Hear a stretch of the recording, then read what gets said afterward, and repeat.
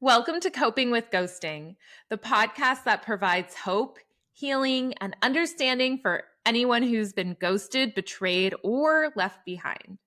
I'm your host, Greta, and this show is all about ghosting, betrayal, and mental health for gay, bi, trans, or queer guys.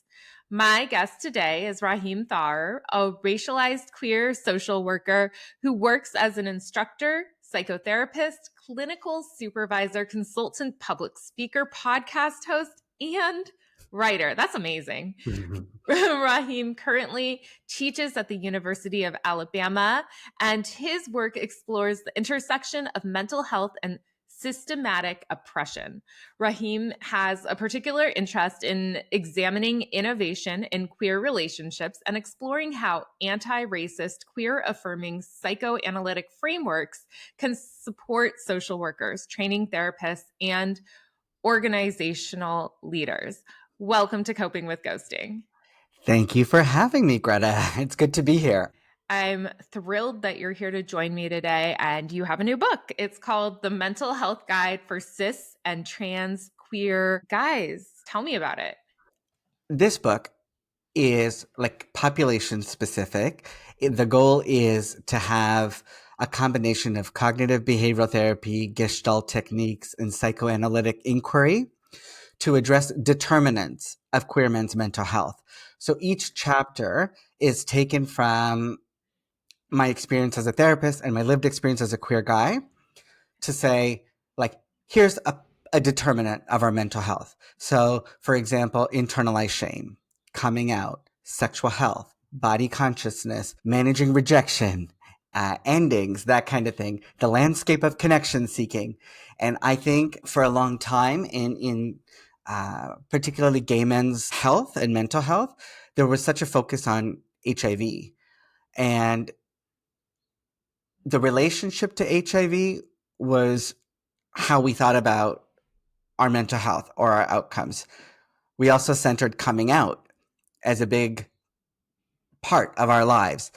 And I think right now we're living in a time where those things are still important, but a big determinant is like dating and the context in which we seek connection, whether it's long-term relationships or casual relationships. And so I'm excited to dig deeper into the determinant around managing rejection and the landscape of dating for queer guys. Thank you so much for writing this important book and for including a section about ghosting and rejection. I'd love to hear your perspective on queer guys getting ghosted. Well, where do we start? So, I think there is the technology we all use and the interface of the apps that makes ghosting more possible, right? And some people will lean into that. They'll say, oh, the technology kind of allows for it, so why not? I think for queer guys in particular, a lot of there's dating that can happen through apps, but there's also apps that are really just for sex. And there's lots of disappointment that comes with having a casual encounter and then not hearing from that person again, even if you knew it was going to be just that. Because I think lots of people hope for an ongoing connection, even if it's not a relationship. So having someone block you very quickly, especially, after you've met, can feel bad. We also, if you live in a big city where you can feel kind of anonymous, it can be really easy to meet people. And then when you decide it's not working for you, to just block them and pretend they don't exist. And I think in some ways that gets rewarded by how people understand masculinity. The idea of no strings attached, I think many people can do it, but lots of people aspire to it. And because it's not that easy, but I think that's how we understand masculinity. You're supposed to be able to have sex with somebody. You're supposed to be able to go on dates with people. And then if it's not working, to be able to block yourself off emotionally.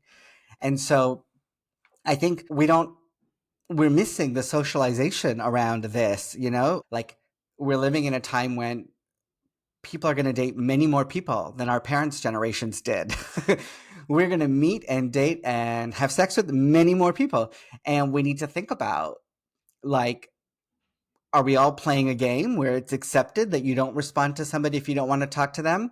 Or should we be contributing to a community that, like, at least honors the short time people did have together?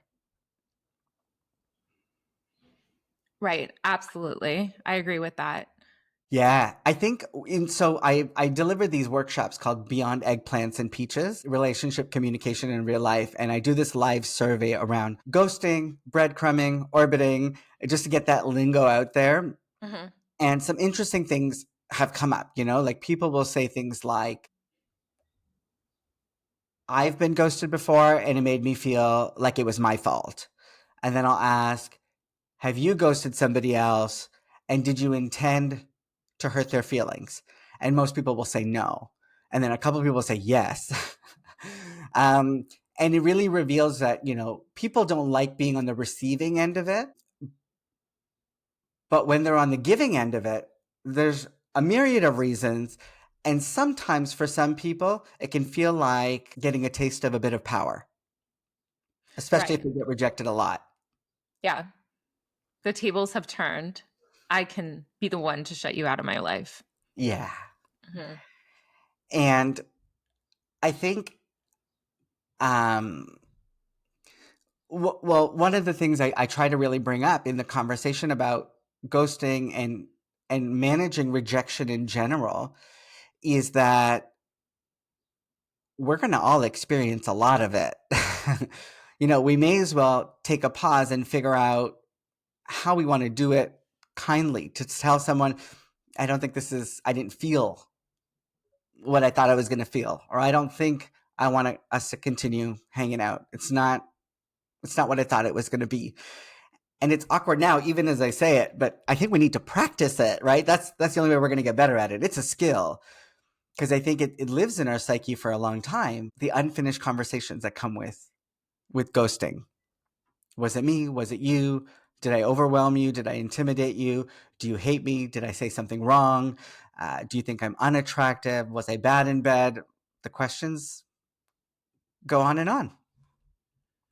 Right. It's incredibly stressful to be ghosted. And along with being ghosted, there comes a whole slew of physical, emotional problems, symptoms. It's actually called post betrayal syndrome. Mhm. And this was a term that was coined by Dr. Debbie Silber. She came on my podcast and she said, once you're betrayed, the betrayal will stay with you for years until it's Mm. intentionally healed and you do the work Ah, around it. You don't need the ghost to come back and give you an apology. You don't need the ghost to explain what happened. You need to find the peace within yourself and do the work to get to the point where you're not experiencing those physical and emotional ailments anymore. yeah.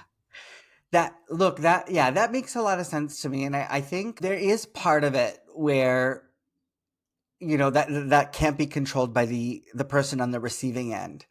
Um, well, can't, not at all. Can't be controlled by the person on the receiving end. And I think those are moments where we need to think about what it is we're sitting with. Because I think what gets activated for a lot of people are core beliefs around being unworthy, unlovable, unattractive. And we might just, like, that other person isn't going to be able to resolve that for us, because even if they did come back and say, here's why I did this, that, or the other, it might still feel awful. Right. And I've found that, like, taking a break from dating apps, or like taking a break for a bit, if this is the new normal, we're gonna have to take a lot of breaks, because it's just so heavy and so many parts of us get activated Mhm. when we have these difficult experiences. Mhm. What are some of the core beliefs that you see within the queer community? Yeah, you know it's interesting you asked that, because um, when people are on the receiving end of being ghosted, they usually will think I'm not good enough, right? Or I'm not attractive enough. Or this person thought I was good enough to have sex with, but not good enough for a long-term relationship. And it might be none of those things, but that is what goes on in somebody's mind. For the ghoster versus the ghostee, I've heard things like they want a lot more than I can give, or their life is way more together than mine. And so it's just going to be disappointing for all of us. Or they are really interested in this kind of relationship model. They want monogamy in marriage, and I don't think I want that. And I might say to the person, okay, but could you say that? Like, is it set in stone? Um, or did they mention, like, they're giving you a window into this dream they have and it makes you anxious because brings out this avoidance in you. Um, and, sometimes it's column A, sometimes it's column B. Um, I think that the toughest one that I hear is it's part of app culture. I don't owe them anything. And I'm like, oh, I guess so. I can't like disagree with you about a shared culture we're in, but like, I don't love it. Yeah, I agree that we don't really owe people that we haven't made a commitment to like too much, but I do think we owe them kindness. Kindness is free. Kindness is basic and respectful. It's not that hard. And a Agreed. kindness, yeah, it's kindness is just to end the relationship with dignity by using words. And Mm. I actually made a podcast episode about that. It's literally called like how to break up with somebody because I Yeah. wanted to give the ghosts words to use. It's like it walks you through how to do it. Yeah. Well, I think that's incredibly helpful. I think for people listening, like if you've been a ghoster, and lots of people have, like, I think we should just think Yeah. about what kinds of shame gets activated when we try to have a breakup conversation, or a conversation like that says, I don't want to move forward with this. Because I think we're often avoiding uncomfortable feelings, and it makes us feel like the bad person, and people don't want to be the bad person. I mean, but they end up being the bad person because that's how you're remembered, by the person you ghosted. I had an experience years ago where like seriously years ago, I met somebody for a date. We went for coffee. It was just like a coffee thing. Saw him online, and I was like, "Oh, I'm visiting my family in this suburb in Toronto, and you're nearby." He's like, "Yeah, let's go get coffee." Like within a few hours, we got coffee. And then for a while, we actually we had like a really nice hangout. It was like a few hours. Um, and then we kept in touch in terms of texting for a long time. Um, and then he had just disappeared. And I didn't have the language for ghosting yet. And I would say, he doesn't owe me anything. Like we weren't dating. We had a hangout, a date, but it did leave me thinking, what did I do? Where did he go? Is he dead? Did he meet somebody better? Um, and he was kind of cool. So I thought, like, even if he met somebody else, we could still be pals. Like, I don't know. And maybe he doesn't want to, right? All of that is okay, but I wished I would have gotten something. And then he turned up. I kind of saw him in and around Toronto's Gay Village. And a third person introduced us, and we pretended we didn't know each other. He was dating that person. And I was like, oh, okay, yeah, nice to meet you. Um, and it was weird, but after that point, I saw him and his partner all the time. And by all the time, I mean like maybe once a month. Like I would see them in the city. And they must have been living together because I always saw them together, and they were out at brunch or bars or whatever. And so we just pretended like that thing never happened. And then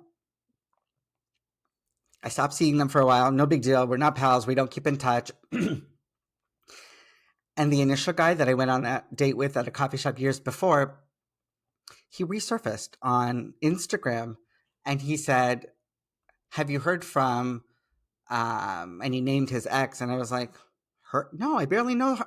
I barely know her. Like, I just know you. guys, because you're around. I don't really. And I was like, are you guys not together? And he says, no, we actually got married and then we split up recently and I haven't heard from him. And then he says, I just want to say all those years ago, like, I'm sorry I like deserted you. I don't know. I don't think he used the word ghost. But Mm, he said something, and I was like, "Oh yeah, that's okay." It made me feel bad, but thanks for saying that. It's been like and I thought, wow, it was so long ago, and he also knew what he did, yeah. and he also knows that it could make me feel bad. Otherwise, he wouldn't have apologized. Um, we didn't go further into it. I don't see him really around, but I thought, oh, it's kind of interesting how people make those decisions to cut someone else off. Yeah, I saw you making a few faces. What are you thinking about this story? Well, first of all, it's never too late as a ghoster to apologize to the ghostee. Mm, I certainly have ghosted in my past. It's something I'm not proud of. I carried the shame for at least 10 years and I no mm, longer carry it. I reached out and I made amends and I ghosted because I literally did not have the mature communication skills or the courage to politely, verbally end a relationship at that time. It's completely on me. The person did nothing wrong. It had nothing to do with the person. It was just really about me. It wasn't the right fit for me. And I couldn't say it because I was scared. So mm, yeah, I did talk about that.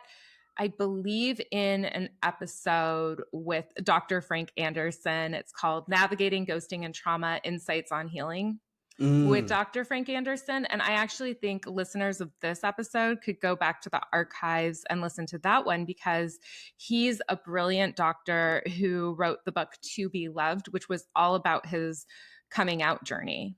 Ah, Mm-hmm. thanks for that. I'm going to look into that too. Yeah.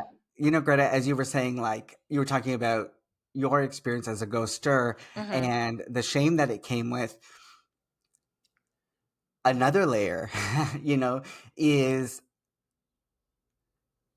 fear of what the other person will say, or like fear that the other person will try to convince you to continue investing in the relationship.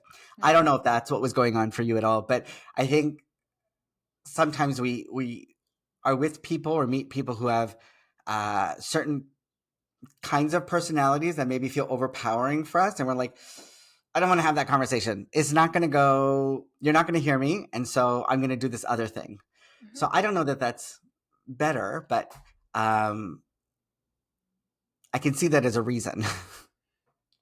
I agree with that completely. And that's why I think going into breakup conversations, or even if it's not even an official relationship, like ending a situationship conversation, Yeah. just having a plan on what you're going to say, how to stay firm, having a time limit on how long it's going to take you to get this over with, like having an activity to go to right after, like that Mm. is what's going to help. Just setting really clear boundaries around what you want to do in this conversation. Yeah, absolutely. I was facilitating a group, and it was a group of older gay men. This was a few years ago, and we were talking about dating in app culture. Mm-hmm. And one person said, you know,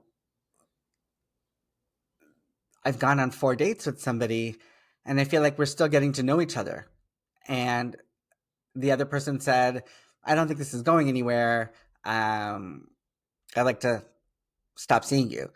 And the person I was seeing in the group, he said, that felt terrible because I feel like I can't tell if I want to invest in somebody within 4 dates or not. It's not enough time. And another person said, oh, I can kind of tell within 1 or 2 dates. And then another person chimed in and said, I can tell just within 1 date. The first 2 hours are going to be kind of awkward. And then after that, it's a little bit better. But if I leave feeling like I want more, I know. And I got to thinking about like how we have different formulas in our mind as well for deciding what we want to invest in and how. And that language of like, it's not going to go anywhere. I'm always curious about that. Like, where did you want it to go? What were you hoping? Because I don't think people know. I think people sometimes cast a really broad net as a way to stay really distant. So they'll say, I'm open to seeing where things go, but actually they've got a very narrow idea in mind. They just want to see who bites so that they have the options to pick and choose. And I think that kind of game mentality, I mean, maybe it works, but I think it also puts people in a headspace where they're like, oh, this person, I get a sense that they want something more than the way they presented themselves online. So I'm ghosting. You know, I'm not putting up with this because I feel betrayed or I feel like this was inauthentic. They said they just want to date and see where it goes, but actually they have a very specific relationship escalator idea about where they want this to go. Um, and so I think there's something to think about in terms of the culture around ghosting, which is um, what are our relationship goals? What is the purpose of them? Um, because to me, if I just drop someone as though they mean nothing, I'm saying to myself, my energy is limited and it needs to be invested toward one person. But that's not actually how I think about relationships. I kind of think we contribute to each other's lives and you can have one or more and you do things together. You invest in each other in terms of time, energy, resources. And then that's still an important part of your life, even if the feelings don't show up the way you wanted them to. I'm like, well, that's still, it's not like like I'm not ready to toss it out. It was still valuable for what it was. Mm-hmm.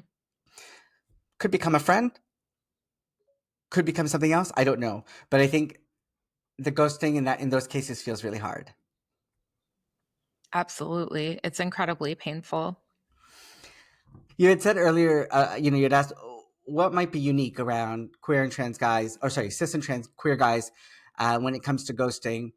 And so one is app culture and masculinity, and how I think we sometimes see ourselves as avoidant or detached, and that gets celebrated. I think another thing that's contrary to that is the coming out experience. So when we come out, most people are anticipating a little bit of rejection. If they weren't anticipating some possibility of rejection, they would do it really quickly. But for a lot of people, it's calculated, right? They're thinking about when to do it, whom, what's safe, because with rejection comes loss, with loss comes grief. And there's a lot of emotional planning and preparedness that's needed for that. So if we think about a group of people who've had an early experience of anticipating rejection, um, I can't, I wonder if there's a mechanism where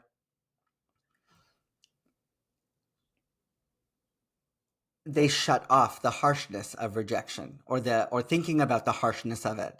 So they don't feel so bad when they're the ghoster. On the other hand, it could also inform an experience of being ghosted and having something from your past reactivated. Like, I'm unlovable, or when people really get to know me, they'll leave. Um, People think I'm pretty, but once they talk to me, I'm not as smart as them. Whatever it is that comes up for people. Mm-hmm. Um, so I think that early experience of anticipating rejection in the context of coming out influences us in present day, and it could go either way. It could harden you to be a ghoster that doesn't care. It could soften you to be a ghostie that has all kinds of things triggered. Those are really compelling points. In the book, there's a section called Sexualizing Unavailability. And you write, in dating, especially with gay, bi, and queer communities, there can be a tendency to chase after people who seem unattainable. Sometimes we're drawn to those who represent certain societal ideals, power, desirability, or sexual currency. Can you expand on that? Yeah. Do you hate that? Yeah, I don't love it. I've been thinking a lot about like the swiping that happens on Tinder and Grindr, and which kinds of people and bodies we celebrate and we long for. And I think the people we celebrate often don't look like us, or they activate envy or shame in us. And proximity to those people can mean something. And this is less about ghosting, but more about ongoing experiences of rejection, where I've talked in some of my papers and workshops where I talk about internalized shame, where I've said, like, for a period in my life, I would be chasing like a tall white man, and I would get rejected over and over. Sometimes not, but often. And then I'm thinking, you know, what is this thing I'm chasing? Right? And how am I recreating a situation or a context where I'm going to feel bad? And what are the power dynamics of the world that I've internalized, where I see that person as not just desirable, but more desirable than me, having sexual currency, being celebrated. And I think about what it would be like to be next to that guy. And how does that maybe get me in trouble? Um, and so that's where I'm thinking about um, who we might chase and how we might already deem someone as unavailable or not for us. But that anxiety gets sexualized, where we're like, that could be fun. I could chase that. That could be, and then if I win, if I conquer, if I achieve, then that'll feel really good. And sometimes that happens, but not always. Or lots of times, sometimes it happens, frequently it does not. And so my hope is to get people thinking about the context the rejection takes place in, and who are the people involved, and what parts of your internalized shame get activated, and is there a power dynamic to think about? And the example I gave had to do with race, but I think people, I'm talking about, when I said internalized shame in that context, it was internalized racism.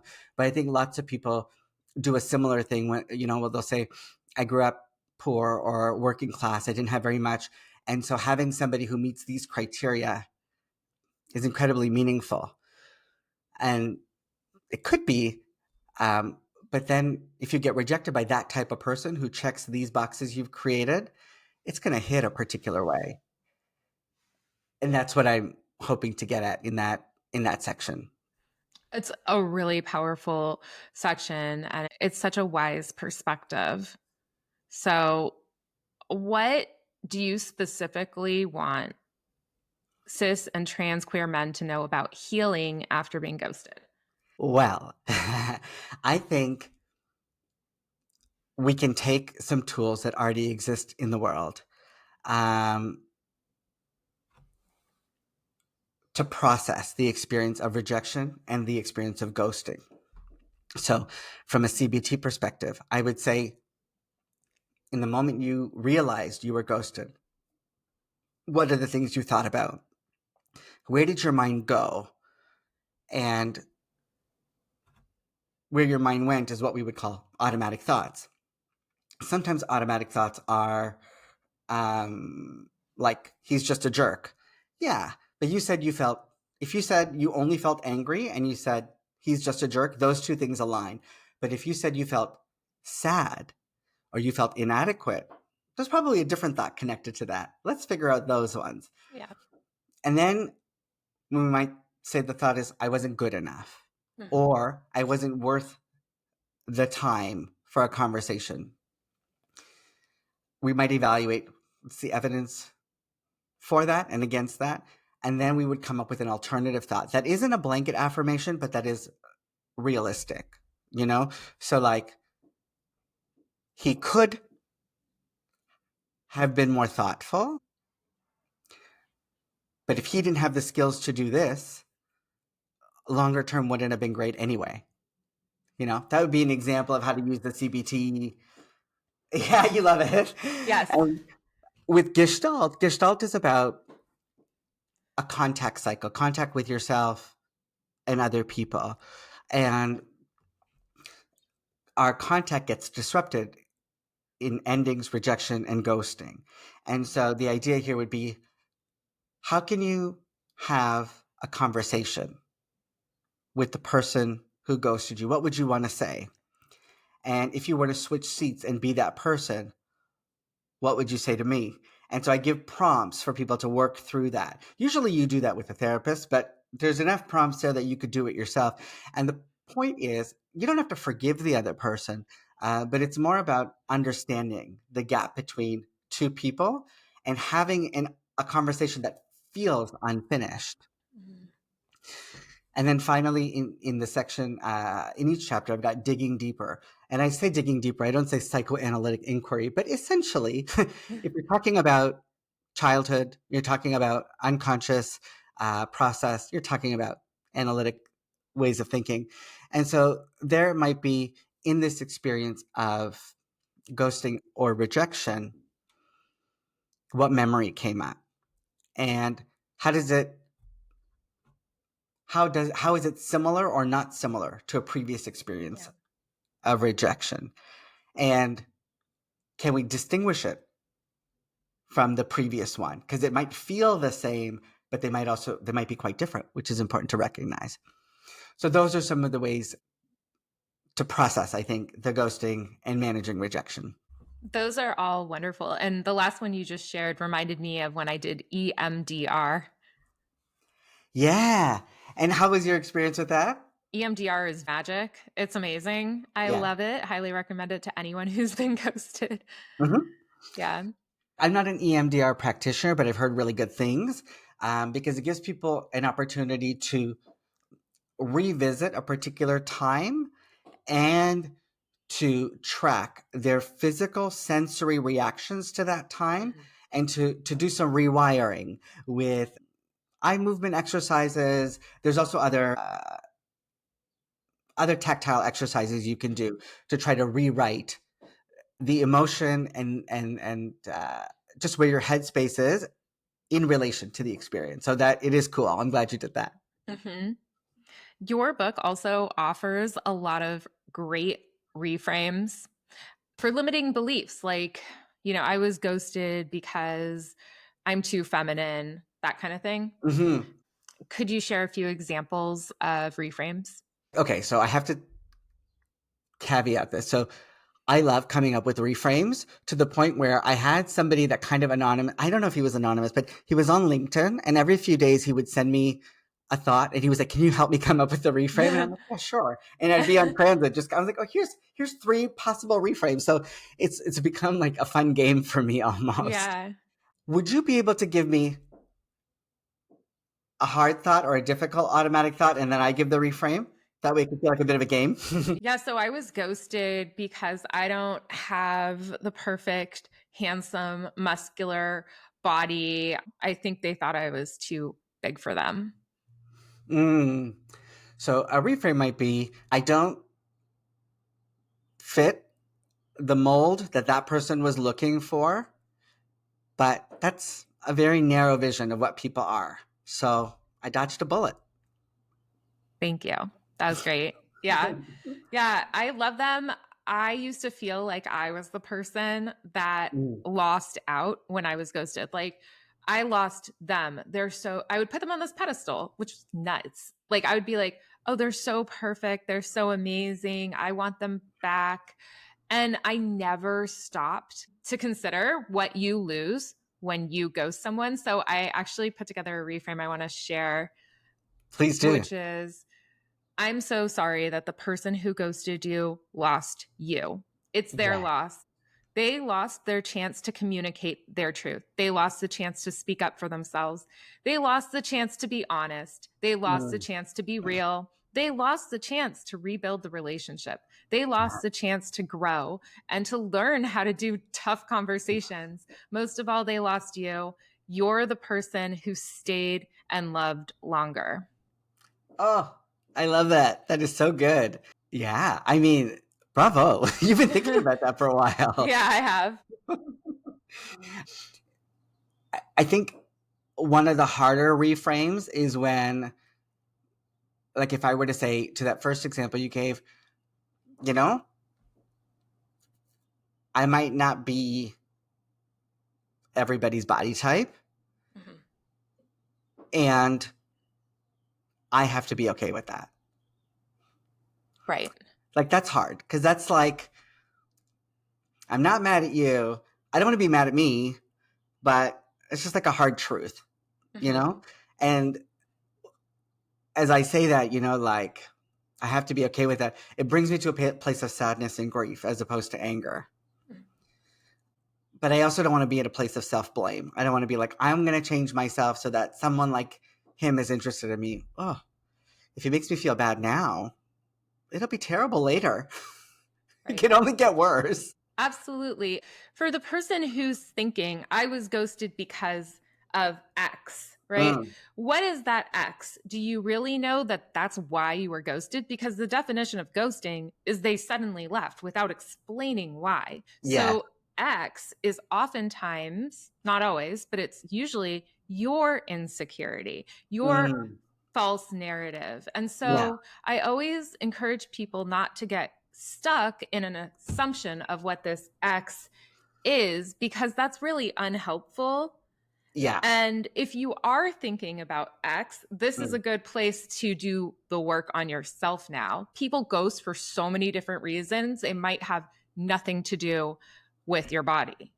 absolutely. And as a form of reframe, you know, instead of saying I was ghosted because my body's not good enough or I'm not conventionally attractive or, you know, I don't have whatever, those arms or whatever it is, I might say, you know, I don't know why he ghosted me. All I know is it brought up this insecurity Yeah. and I'm resentful about that. Like, because if he told me, then I wouldn't have to sit with this. But, Right. you know, or there might have been a lot going on for him and I'm going to move past that. But I do wish for some conversation, right? Like that's a reasonable that's a reasonable thing to want, Right. right? So I'm going to sit in the grief. But what I wanted was reasonable. Absolutely. Yeah. Ghosting is cruel behavior. Sometimes it's abusive. It can be, yes, absolutely. Is there anything else that you'd like to share about what we discussed today? I'd like to add that when we talk about ghosting, we're talking about an experience where one person felt overwhelmed or completely not responsible for somebody else's feelings. And I think there's a world in which we can think about endings as important experiences of growth, important experiences of authenticity. Um, how we do endings says a lot about a person's character. And so I think we should have a goal to work on positive endings, you know? So I think that's what I would leave us with. I like that a lot. Thank you. Your work, your new book, it's very powerful. I hope everybody grabs a copy. Where can they get one and connect with you? Well, it's published by New Harbinger Publications. So if you go on their website and look me up, you'll be able to find it. But the link to my book, as well as all upcoming author events, can be found on my socials link, which is thepoliticizedpractitioner.com. Perfect. Thank you so much for joining me today. Thank you. Thanks for having me, Greta. And listeners, viewers, if you enjoyed this episode, please hit the subscribe button on YouTube or wherever you're listening to this podcast and leave a comment and a rating. And if you'd like more healing guidance, follow my Instagram at Coping with Ghosting. Sign up for my coaching. I have a free and private Coping with Ghosting Facebook group. It's a great space full of kind people. And finally, remember, when you're ghosted, you have more time to connect with yourself and people who have stellar communication skills. You deserve the best.